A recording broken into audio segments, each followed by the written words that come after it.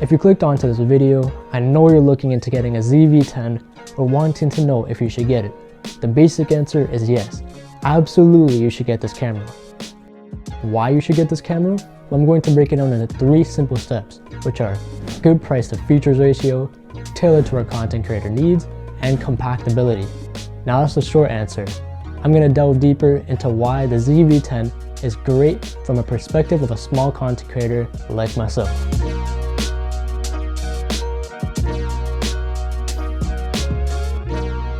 What's going on, guys? It's Nate, and as promised, here's the ZVE10 review. Now, a lot of you guys have seen my ZVE10 unboxing, and so it's been roughly like a month since that video, and so I've got some solid hands-on experience with the ZVE10, and so I think it's safe to say to finally make a review on it. I'm still learning new things, but I think I have some solid experience on this camera. You've probably heard that the ZVE10 is one of the best beginner cameras out there, but the real question is, why is it the best beginner camera? Let me start off with the price first.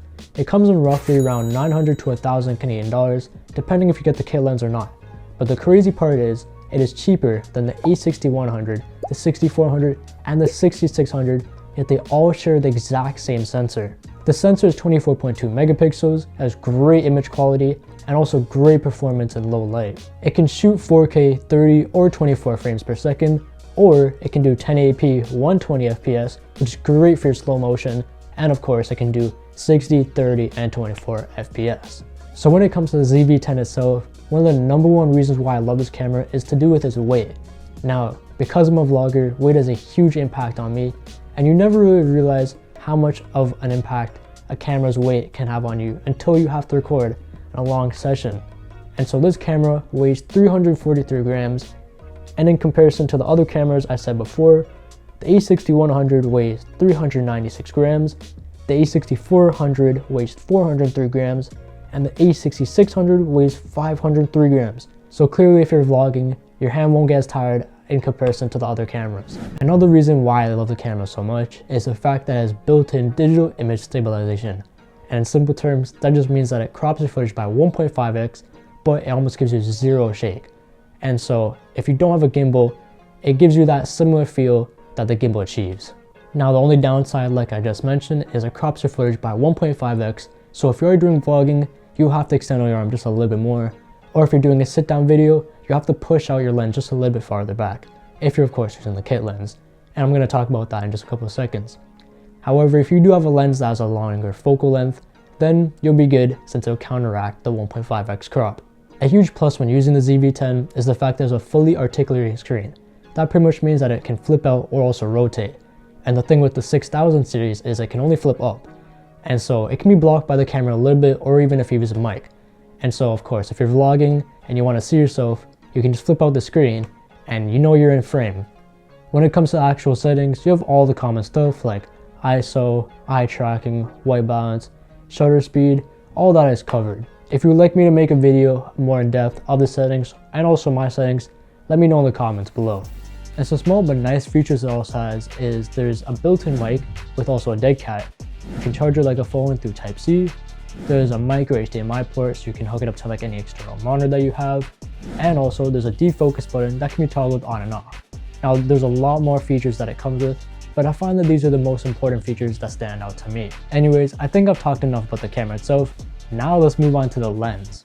And so the kit lens. Now I'm not gonna lie, I literally have nothing bad to say about this, and that's due to the fact that it has built-in OSS. Now if you don't know what OSS means, it stands for Optimal Steady Shot, and in simple terms, that just means that it has a stabilizer built into the lens, and that's basically to counter any shakiness. The reason why it's so handy is because you can turn off the built-in digital stabilizer, so you won't have that 1.5x crop because your lens is doing the stabilizing for you. To choose between OSS or digital stabilization, click the FN button, then click the camera with the wave icon, and then select standard to activate the OSS or active to activate the digital stabilization. From my experience, I don't like the crop, so I keep it on standard.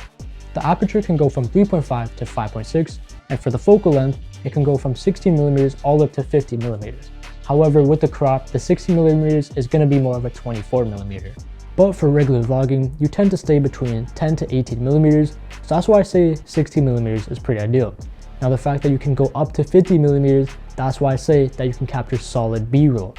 Now from all these things I listed, this is why I genuinely believe that this is a solid kit lens. Now of course, with all things in life, it can't be perfect, so I'm going to give you a rundown of all the negatives with this camera as well. First off is the LCD, and it's not that bright. So if you're recording outside, even with the max brightness turned on, you may struggle to see the LCD. However, if you're indoors, you won't struggle with this issue at all. The next issue is to do with vlogging. Now, if you move your camera a little too fast, you might get a little wobble effect, so you might want to invest in a gimbal. Now, of course, if you're doing talking head footage, like I'm doing right now, you won't experience any of that. But just keep in mind, if you're doing vlogging, just to be a little bit more steady with your camera. And the last issue is to do with the batteries. Now, it does run on the old MPFW50 batteries, which roughly will last 80 minutes per session. So if you're going to do a long period of recording, you might want to get a charger or just bring a lot more batteries. From my experience, those are the only negatives I've run into, but enough with the negatives, let's move on to the practicality now. Like I mentioned before, the ZVE10 is very lightweight, and so if you are going to invest into a gimbal, you're not going to need an expensive one that can hold a lot of weight. Another thing I really like is when I'm recording, there's two indicators letting me know that I actually am recording. So on the LCD screen, there's a red outline of a rectangle, and on the body of the camera, there's a red static dot. For the people who are new to cameras, there is a defocus button at the top of the camera, which I did mention previously, that reduces your aperture to the lowest setting. Now the reason why I found this button so convenient is when I was learning about cameras, I didn't really know how to change my aperture through the settings. But by clicking this button, I was able to change the aperture to the lowest setting without having to tinker with my settings too much. It was such a convenient thing to have, and of course, as time goes on, I finally learned how to change my aperture through the settings. Now before you go out and get the ZVE10, it's also smart to look at the alternatives like the A6400. The A6400 gives you a flip-up screen, a viewfinder, and also IBIS. And IBIS basically just means that there's a built-in stabilizer so you won't get the digital crop that the ZVE10 gives you. The only downside is this camera doesn't have auto eye tracking, as well as a fully articulating screen like the ZVE10 has to offer. And so this camera is built with a mix of videography as well as photography, while the ZVE10 is more tailored towards videography. Then there's the market of the ZVE10 of course, which has better color grading, a better UI, and also better autofocus for of course a little bit more money. And of course I can't forget the A6100, which is almost identical to the price of the ZVE10, with of course the same sensor like I mentioned before, but a stronger build quality and of course the viewfinder. I don't want to make this video too long, but just know there is something called the ZVE10F. However, it does have a fixed lens which cannot be changed. If you would like me to make an in-depth review of the ZVE10F, let me know in the comments below. As a beginner myself, I feel like this is one of the best cameras on the market without having to empty your pockets of course. And even though you can achieve those professional shots like the more expensive cameras, this camera is a great start. Well, that's the ZVE10 review. I honestly love this camera so much, and for this being my first ever camera, I really feel like I got my money's worth. Now of course, videography is not a cheap hobby to begin with, so never forget there is a second-hand market with always incredible steals. Anyways guys, that's the end of this video. If you have any features you really liked about the camera, don't forget to drop it in the comments below. Hit the like and subscribe, we're on the road to 100 subs, and hit the bell for more tech videos like this. Thank you guys so much for watching this video, and stay tuned for the next video coming out. Peace. It's the path I'm taking and route I'm choosing. I did it my way and kept it solid, proof in the music. It ain't too much I can let them tell me, less you been through it. Every champion got his way to pay for, they say he proven it. Yes, I'm about to prove it. I'm